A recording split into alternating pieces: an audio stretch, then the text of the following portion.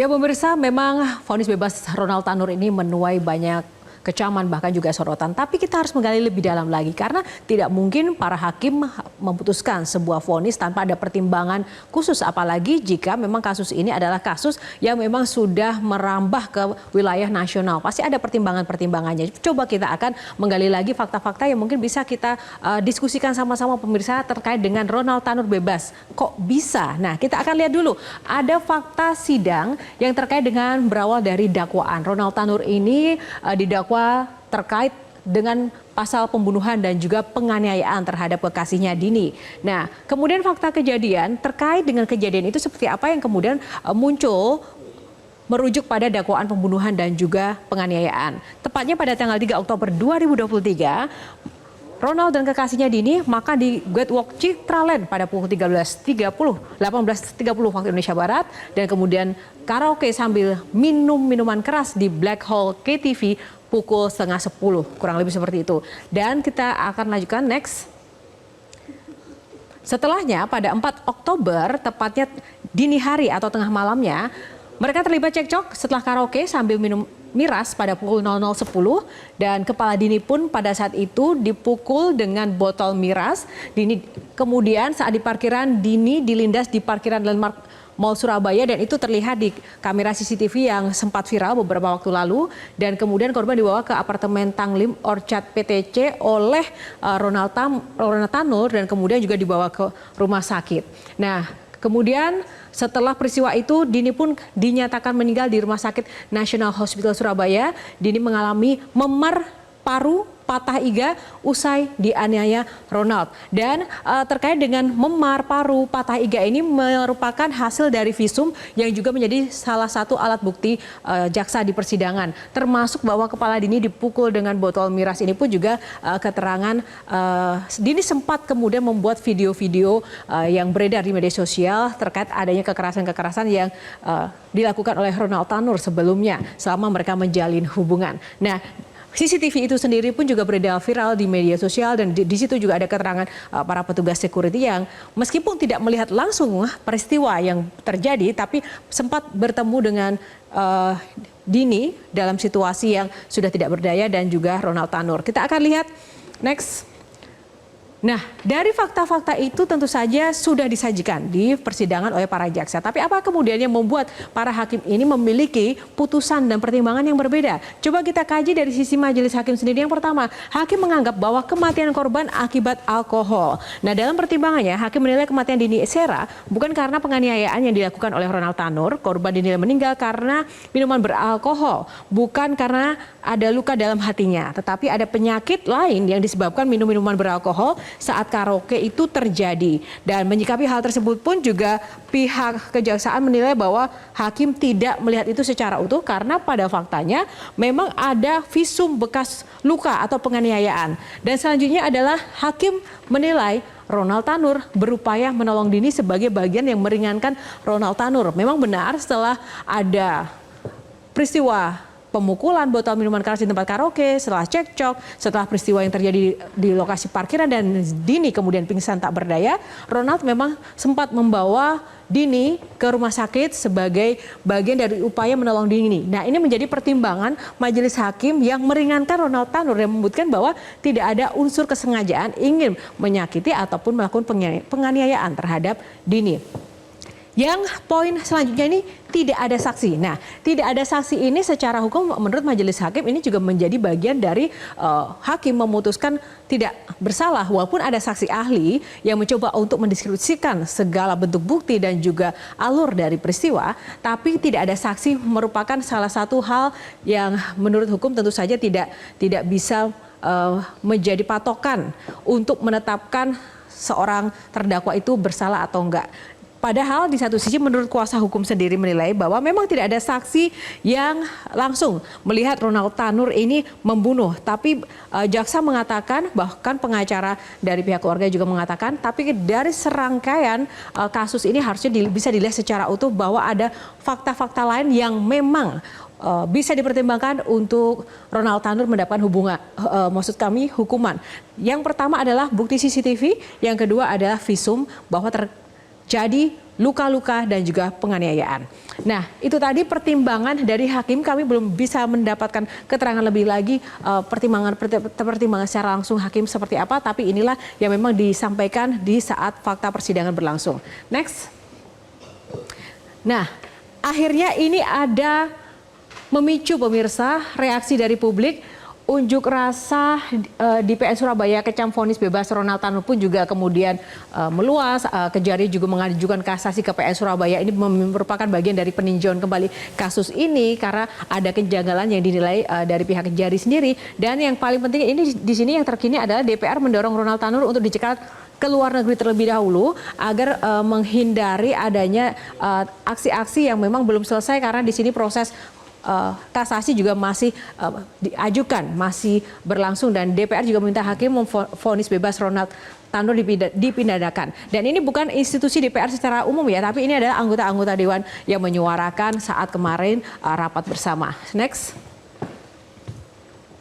Dan menurut anggota Komnas Perempuan sendiri, Tia Sri Wiyandani, bahwa putusan bebas dari Majelis Hakim Pengadilan Negeri Surabaya kepada terdakwa Gregorius Ronald Tanur telah mencederai pemenuhan hak atas keadilan korban dan juga pihak keluarga.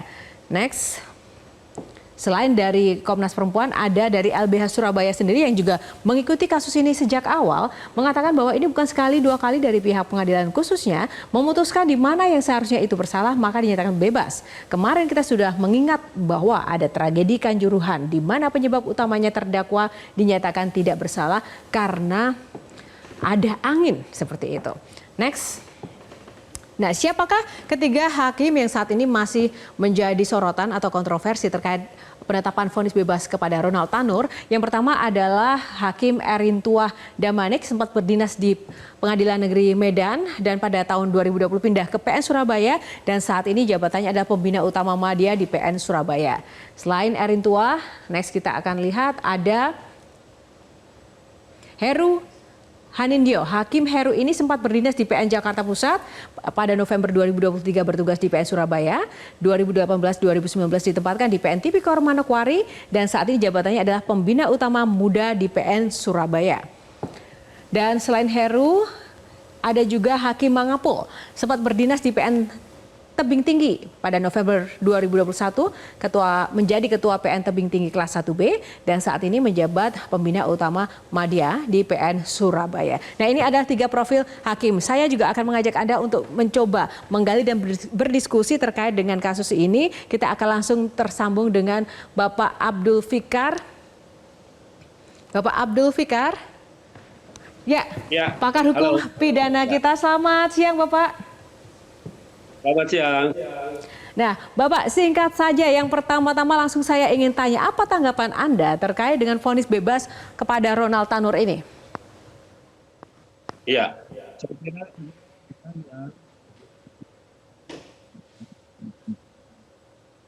Pak Abdul Fikar, kami tidak bisa mendengarkan audio Anda, Bapak.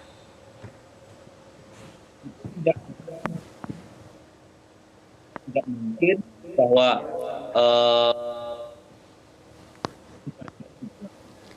Pak Abdul Fikar, suara Bapak menghilang, boleh diulang kembali?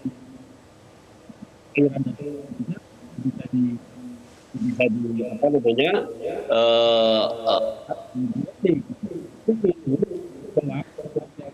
Ya, Pak Abdul Fikar, sebentar Pak Abdul Fikar. Ada kendala audio, boleh dicek sekali lagi Bapak? Ya, audionya nampaknya masih belum terbuka. Silahkan di unmute. Nah, ya silahkan boleh diulangi Pak, tanggapan Anda Pak. Audio Bapak tidak ada Pak. tidak ada orang di sana. Kemudian ada peristiwa yang bisa tidak diperhatikan, yaitu peristiwa dia pernah menganiaya.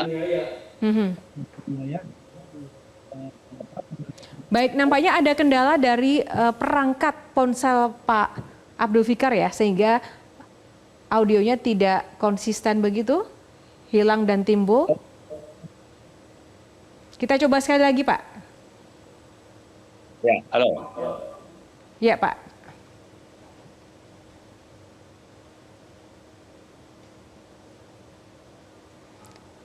atau mungkin naik turun sinyal. Baik, kita coba sekali lagi. Apakah sudah bisa? Coba Pak Abdul Fikar. Ya, halo. Ya, silakan. Gimana Pak? Boleh coba sekali lagi diulangi Pak, tanggapan Anda?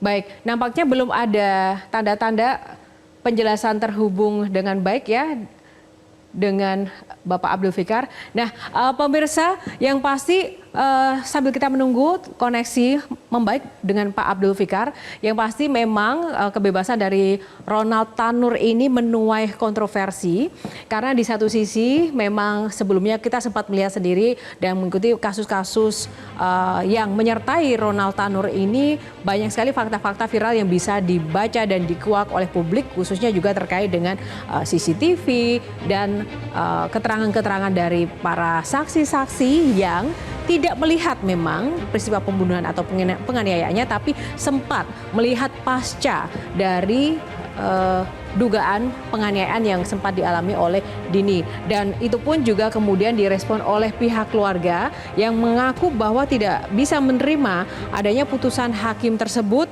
dengan vonis bebas.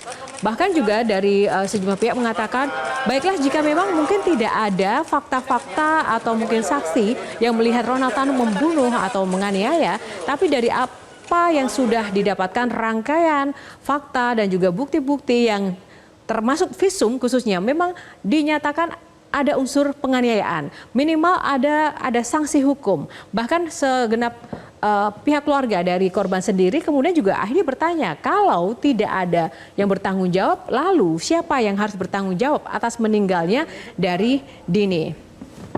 Baik, kita coba kembali dengan Pak Abdul Fikar Hajar, pakar hukum pidana. Bapak sudah mendengar kami? Boleh cek audio kembali? Ya Pak Abdul Fikar? Ya, oke. Nah, baik. Bapak, maaf karena tadi waktunya terpotong masalah audio, boleh singkat saja tanggapan Bapak terkait dengan vonis bebas ini seperti apa?